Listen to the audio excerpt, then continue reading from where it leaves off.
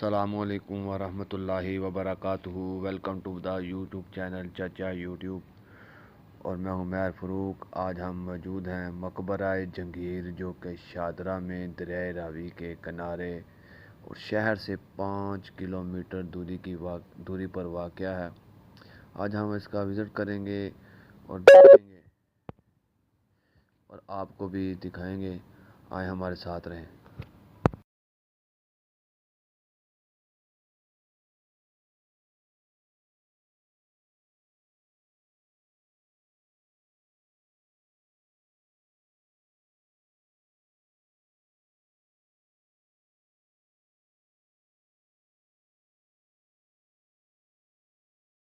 ต่อไปแต่ด้วยการสนับสนุนของพระนางนูที่ส่งลูกสาวส่งหลานสาวไปประกวดแล้วหลานสาวก็คือลูกสาวของพี่ชายนะฮะมันจะเห็นว่าโยงใยกันทั้งครอบครัวเลยที่ต้องการที่จะมาครอบครองอำนาจที่นี่ทัชมาฮาลและพระนามฟัดอะไรนั่นนะใช่ครับศพที่ท่านเป็นหลานน้าหลานน้า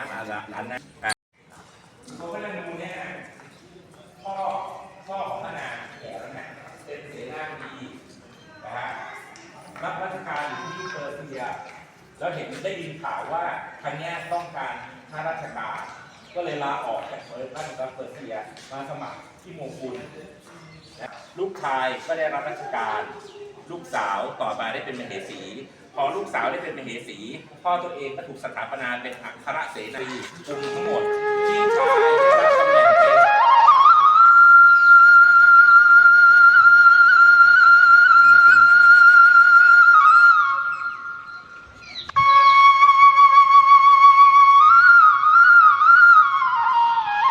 और ये 4 मीनारों पर मुश्तमिल है और इसके एक मीनार की लंबाई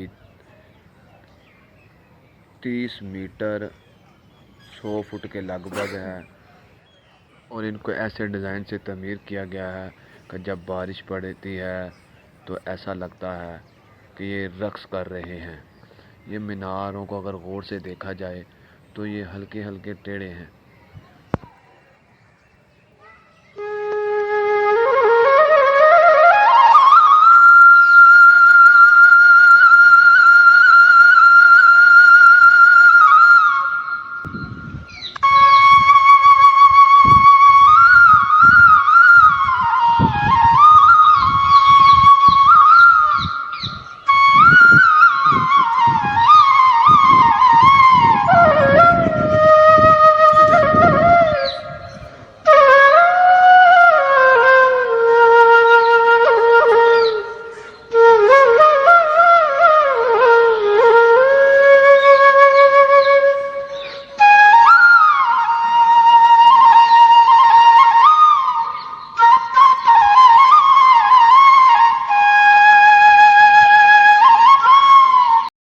इमारत को ज़मीन से तकरीबन 1.5 मीटर की ऊंचाई पर बनाया गया है।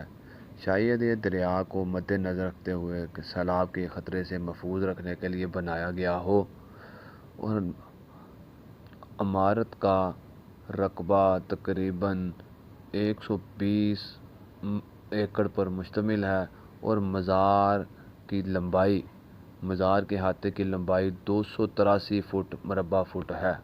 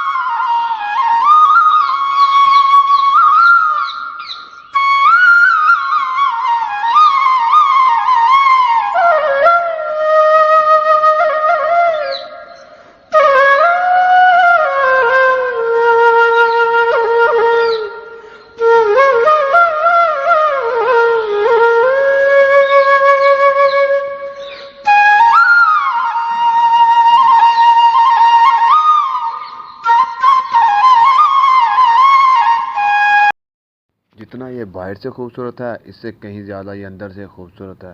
इसके डिज़ाइन और इसके कशीदाकारी, इसकी डिज़ाइनिंग और इसकी फ़न तमीर कारीगरों के फ़न को मुंह से बोलता सबूत है।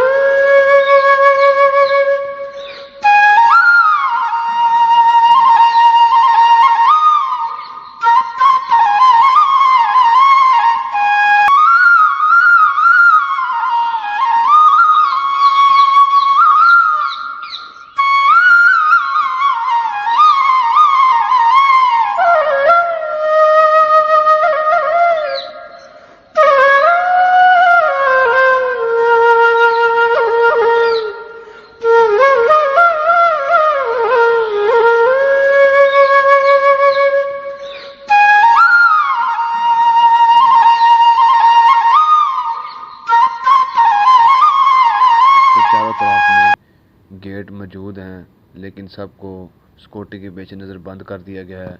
आने जाने के लिए एक ही रास्ता इस्तेमाल होता है।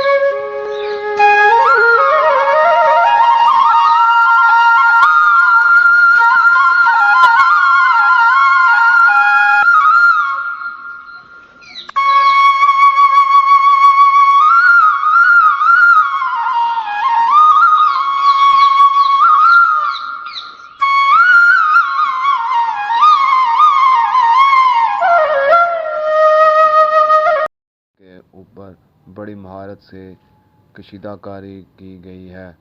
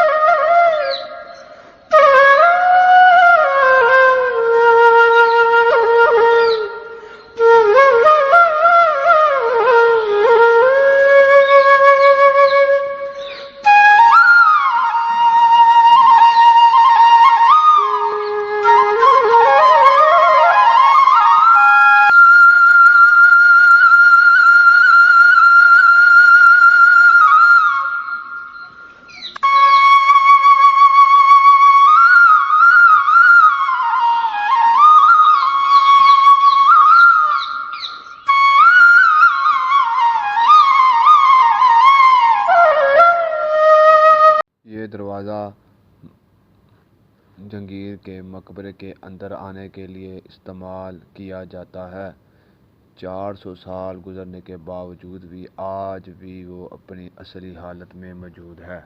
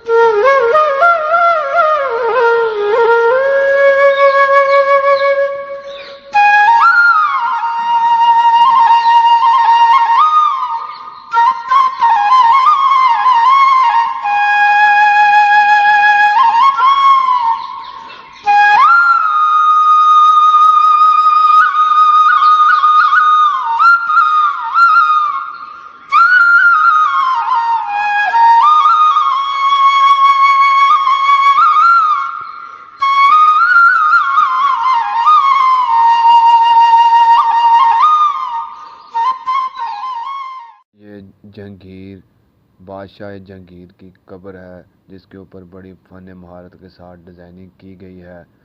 इसकी कब्र के ऊपर ज़मुर्द, यरकून, नीलम, टाइगर और बड़े बड़े कीमती पत्थरों से कशीदाकारी की गई है, और इस जो कि आज भी अपनी असली हालत में मौजूद है। कब्र के ऊपर अल्लाह ताला के 99 नाम कंधा किए गए हैं। कहा जाता है कि बादशाह रणजीत सिंह का जब दौर आया तो उसने हमले के दौरान इसको बहुत नुकसान पहुंचाया। उसको बादशाह जहांगीर के ऊपर बहुत गुस्सा था। उसने इनके गुरुदेव सिंह को अज़ियतें दे दे कर मार डाला। कहा जाता है कि इसके अंदर हीरे जवाहरात से भी काम हुआ था, जो कि रणजीत सिंह ने जब हमला किया तो वो पत्थर और कीमती जेवरात उतार कर ले गया। उसने ले जाकर अमृतसर के गुरुद्वारे में उसको नस्ब कर दिया।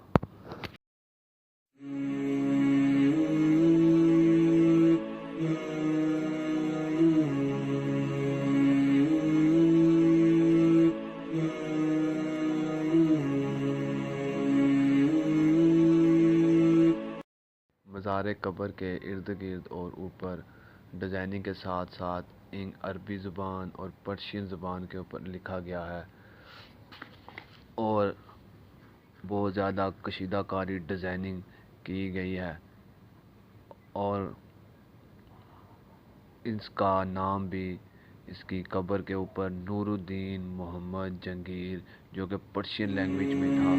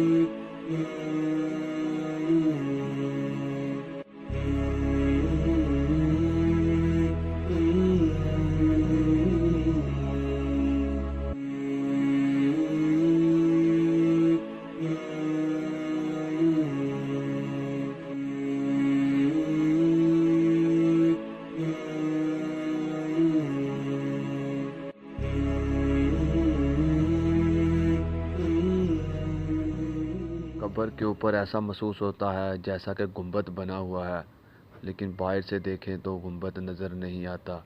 यही तो इस स्ट्रक्चर का कमाल है। संगमरमर के चारों तरफ जालियां बनाकर लगाई गई हैं। ये सारा काम हैंड मेकिंग यानी कि हाथों से किया गया है। इन जालियों के लगाने का मकसद हवा को अंदर लाना है। हवा चारों तरफ से अंदर आती है और अंदर बैठने वालों को राहत और सुकून का बाइस बनती है।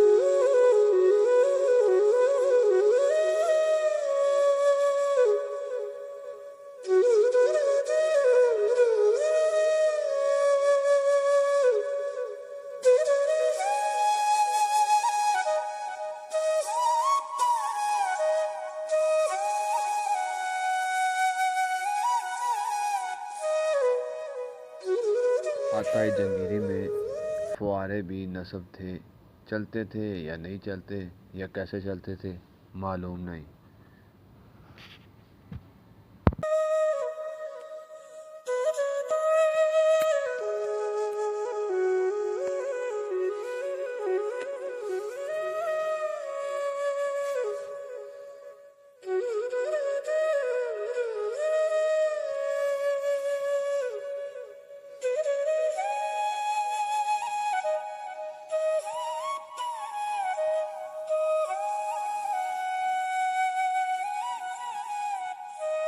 यहाँ के बगीचे में दरख्तों को देखकर ऐसा महसूस होता है कि ये भी बहुत पुराने हैं।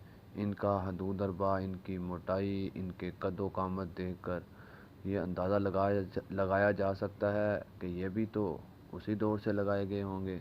इसकी मोटाई तो 2-3 आदमियों से भी ज़्यादा है और कदो कामत तो बहुत बुलंद है। आप भी देखकर अंदाज़ा लगा सकते हैं।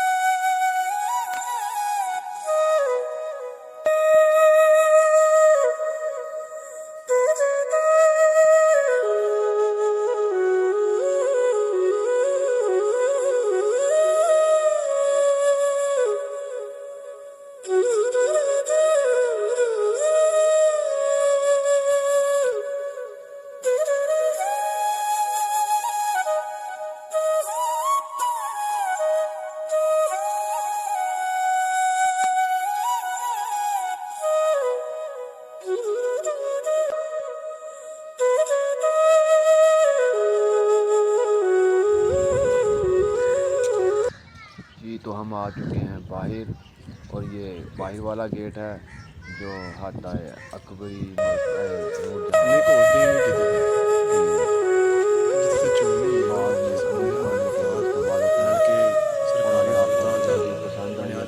เลย